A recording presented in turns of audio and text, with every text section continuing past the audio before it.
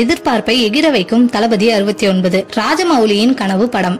விஜய் மற்றும் வெங்கட் பிரபு கூட்டணியில் கோட் திரைப்படம் உருவாகி வருகின்றது. ஏஜிஎஸ் நிறுவனம் தயாரிப்பில் யுவன் சங்கர் ராஜாவின் இசையில் உருவாகும் இப்படத்தில் பிரசாந்த், பிரபுதேவா, மோகன் என பல நட்சத்திரங்கள் நடித்து வருகின்றனர். தற்போது இப்படத்தின் படப்பிடிப்பு முழுவதும் கிட்டத்தட்ட முடிவடைந்துள்ள நிலையில் மே மாதம் இறுதியிலிருந்து கோட் படத்தின் போஸ்ட் புரொடக்ஷன் வேலைகளை துவங்க உள்ளார் வெங்கட் பிரபு. கடந்த சில மாதங்களாகவே தளபதி 69 திரைப்படத்தை இயக்கப் போவது யார் என்ற கேள்வியும் எதிர்பார்ப்பும் அனைவரிடமும் இருந்து வந்தது. ஒவ்வொரு நாளும் ஒவ்வொரு இயக்குனரின் பெயர்கள் தளபதி 69 படத்திற்காக அடிபட்டு வந்தது. கிட்டத்தட்ட வெற்றிமாறன் முதல் ஆர்ஜே பாலாஜி வரை 8 இயக்குனர்களின் பெயர்கள் தளபதி 69 படத்திற்காக பேசப்பட்டு வந்தது. ஆனால் தற்போது வந்த தகவலின்படி வினோத் தான் தளபதி 69 படத்தை இயக்க உள்ளதாக கிட்டத்தட்ட உறுதியாகி இருக்கின்றது.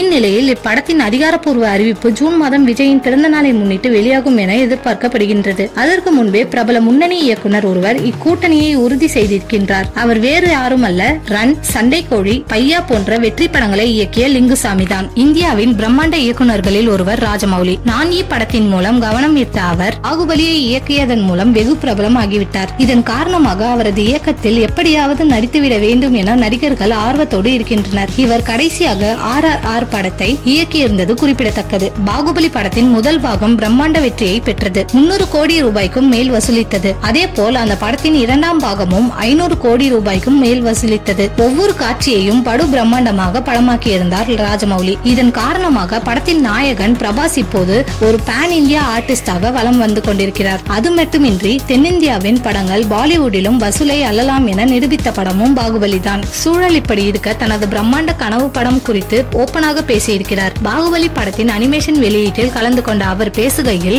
அனிமேஷன் படம் எடுக்க வேண்டும் என்ற கனவு எனக்கு இருக்கிறது. அதற்காகத்தான் பாகுபலி அனிமேஷன் படத்துக்கு ஒத்துக்கொண்டேன். இந்த படத்தின் மூலம் நிறைய கற்றுக்கொண்டேன். பிரம்மாண்டமான அனிமேஷன் படம் எடுக்க வேண்டும். இப்போது ரசிகர்கள் அப்படிப்பட்ட படங்களையும் விரும்புகிறார்கள். கண்டிப்பாக எதிர்காலத்தில் அந்த மாதிரியான படத்தை எடுப்பேன். RRR படத்தின் இரண்டாம் பாகத்தையும் பாகுபலி படத்தின் 3ஆம் பாகத்தையும் எடுப்பதற்கும் எனக்கு ரொம்பவே ஆசை இருக்கிறது. மகேஷ் பாபுவை வைத்து இப்போது நான் இயக்கும் படத்தை முடித்துவிட்டு பாகுபலி படத்தின் 3வது பாகத்தையும் உருவாக்குவேன் என்றார்.